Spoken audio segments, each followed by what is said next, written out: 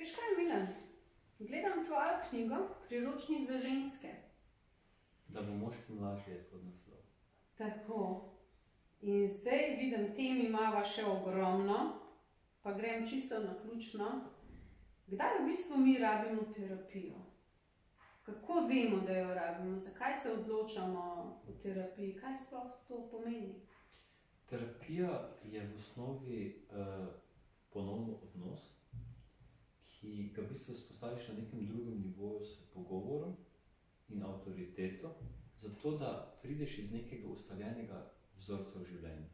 Se pravi, ko imaš občutek, da si v nekem načinu razmišljanja, načinu življenja prišel do ene stopnje in rabiš korak naprej, potem je priporočljivo, da se odločiš za terapijo, da stopiš korak v življenju naprej, v razmišljanju, pogledanju na življenje, stil življenja in podobno. Se pravi, pa greva vedno lahko malo nazaj in rečeva, ko kreiramo nek odnos, je v bistvu terapija neka nadgradnja našega notranjega odnosa.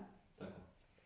In priročnik za ženske bo pomagal vsem moškim razumeti vsako žensko. Tako. V tem priročniku pravzaprav opisujem, kakšne ženske si moški v resnici želimo, ampak o tem ne govorimo na glas, niti sami med sabo. Govorim o tem, da moški rabimo od žensk, od vas tisto žensko energijo, ki pa lahko dobimo samo takrat, če ste res samo svoje.